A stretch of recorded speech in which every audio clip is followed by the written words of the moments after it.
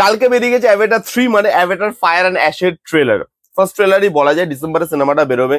তো এখন অনেকগুলো ট্রেলার আসা বাকি, এটা ফার্স্ট ট্রেলারই বেরিয়েছে। এবার যত ট্রেলার আসবে আরো গল্প পরিষ্কার হবে, ভিজুয়ালি আরো কি কি দেখতে পেতে চলেছি, কোন জার্নিতে এবার আমাদেরকে নিয়ে যাওয়া হচ্ছে, সে সবকিছু আরো বেশি পরিষ্কার হয়ে যাবে। এখন ফার্স্ট ট্রেলারটা বেরিয়েছে, সেটা নিয়ে কথা বলবো এই ভিডিওতে।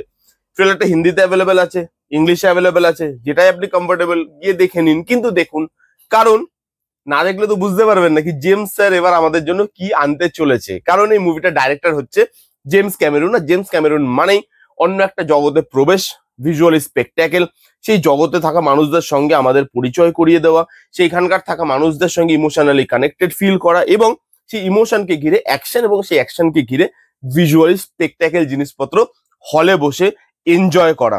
ভাবুন, এমন একটা সিনেমা, ছোট থেকে বড় হয়ে গেলাম দেখতে দেখতে, 3টে পার্টি এসছে, এখনো 2টো পার্ট আসা নাকি বাকি, কারণ এটা 5টা পার্টের নাকি একটা সিনেমা হবে, এবং লাস্ট 2টো পার্ট কিন্তু মানে আস্তে আস্তে এখনো ওই 2031-32 হয়ে যাবে।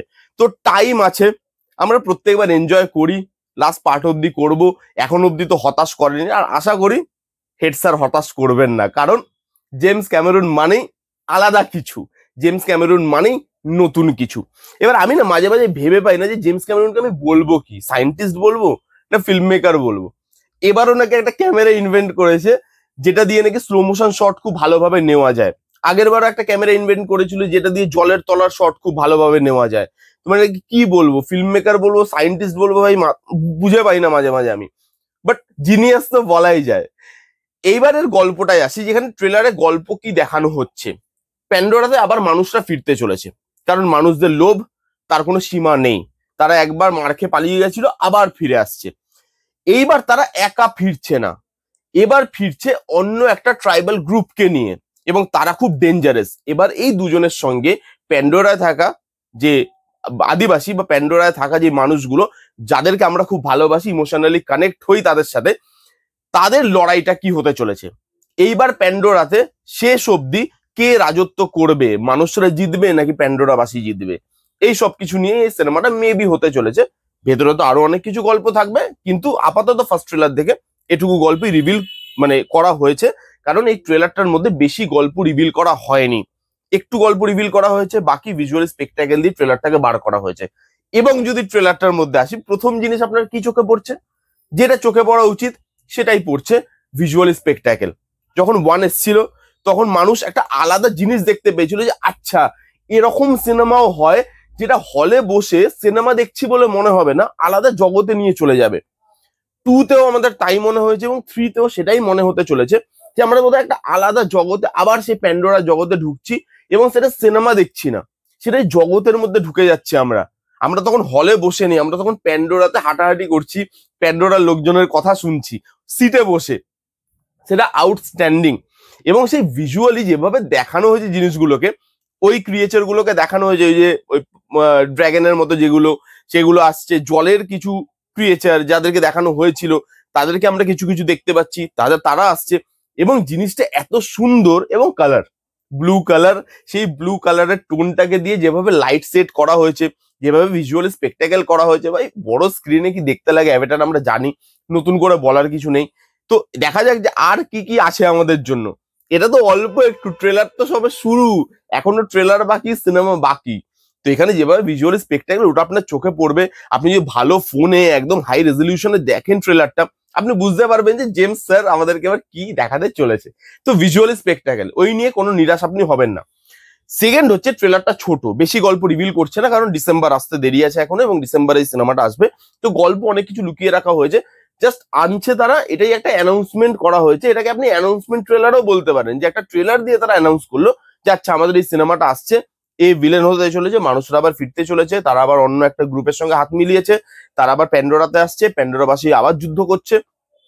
এই জিনিসপত্র কিছুটা কিছুটা করে গিভঅ্যাওয়ে করা হয়েছে, যেগুলো আমরা আগে থেকেই হয়তো জানতাম, সেগুলোই দেখানো হয়েছে।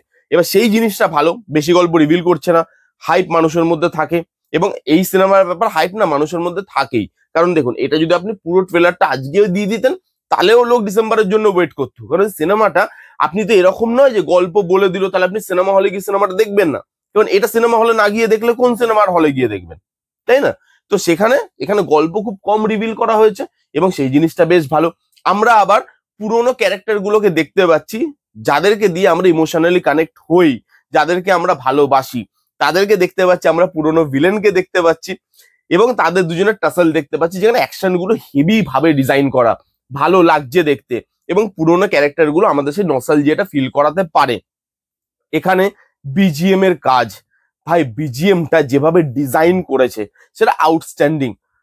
এমন নয় বিজিএমটা খুব লাউড বা খুব ফাস্ট পেস বিজিএম, স্লো, তার মধ্যে একটা পিস আছে, কিন্তু সেই পিসের মধ্যেও মানে এটা বিজিএমটা এভাবে ডিজাইন করা যে কিছু মানুষ পিস চায় না। প্যান্ডোরাতে কিছু লোক পিসফুলি বাস করছে, কিন্তু তাদের সেই পিসের মধ্যে কিছু মানুষ ঢুকছে যে এই জায়গাটাও আমরা অধিকার করব। পিসফুলি থাকতে চাইলেও অন্য মানুষ হয়তো পিসফুলি আমাদেরকে থাকতে দিচ্ছে না। সেই জিনিসটা বিজিএম এর মধ্যে যেভাবে উঠে এসছে সেটা আউটস্ট্যান্ডিং। এইবার দেখা যাক যে গল্পটা কি বলে, কি জায়গাটা তুলে আনে, যে নতুন ভিলেনটাকে বা যে নতুন গ্রুপটাকে ইন্ট্রোডিউস করছে, তাদের কি কি পাওয়ার আছে, তারা কিভাবে মানুষের সঙ্গে হাত মেলাচ্ছে, মানুষরা তাদের কাছে অব্দি কিভাবে পৌঁছাচ্ছে। কারণ দেখুন, একটা মানুষ একটা ওখানে গিয়ে বললো আর তারা মেনে গেল, তা তো নয় যে ভাই তোমরা চলো আমাদের সঙ্গে প্যান্ডোরাতে লড়বে, এটা তো আর হয় না। তো তাদেরকে মানানোর জন্য মানুষকে কি কি করতে হয়েছিল, মানুষরাও কি তাদের সাথে আগে যুদ্ধ করেছিল, তাদেরকে যুদ্ধে হারিয়েছে, তবে গিয়ে কি তারা তাদের পেয়েছে, নাকি তারা জাস্ট লোভ দেখিয়েছে কিছুর এবং বলেছে ভাই প্যান্ডোরার মতো জায়গা, মানে প্যান্ডোরাতে তোমরাই থাকো। হয়তো এই মানে আমাদের এখানে যেভাবে ব্রিটিশ রাজ করে গেছিল সেভাবেই হয়তো ওই গল্পটা ওখানে হতে চলেছে, যে ওই ট্রাইবাল গ্রুপটাকে বলবে যে ভাই তোমরা একটা কাজ করো, তোমরা তো এইভাবে থাকছো, প্যান্ডোরা খুব সুন্দর জায়গা, তোমরা আমাদের সঙ্গে চলো, প্যান্ডোরা অধিকার করো, প্যান্ডোরাতে গিয়ে তোমরা থাকো, সেখানে বসবাস করো, তোমরাই মালিক হবে ওখানকার, বাট আমরা তোমাদেরকে চালাবো, আমাদের রুলস চলবে, আমরা ওখান থেকে যা যা নেওয়ার আমরা মানে মাঝে মাঝে এসে নিয়ে যাব, জায়গাটাকে ইউজ করব, বাট মালিক তোমরাই, ওই পাপেট রাজার মতো একটা তোমরা থাকবে। তো সেই জিনিসটা বা সেই ট্রিকটা হয়তো এবার খেলবে। তো এই ছিল অ্যাভাটার ফায়ার অ্যান্ড অ্যাশের ট্রেলারের রিভিউ। আমার তো খুব ভালো লেগেছে। আপনারা কারা কারা দেখেছেন এবং আপনাদের কিরকম লেগেছে, আপনারা কারা কারা এক্সাইটেড এই সিনেমাটাকে নিয়ে, কমেন্ট করে জানিয়ে ফেলুন। কেমন লাগলো রিভিউটা জানাতে ভুলবেন না। ভালো লাগলে please give a Thums up, like করবেন, কমেন্ট করবেন, শেয়ার করবেন, চ্যানেলটাকে মাস্ট সাবস্ক্রাইব করবেন। দেখা হচ্ছে নেক্সট কোনো ভিডিওতে, ততক্ষণ bye bye, take care and be safe.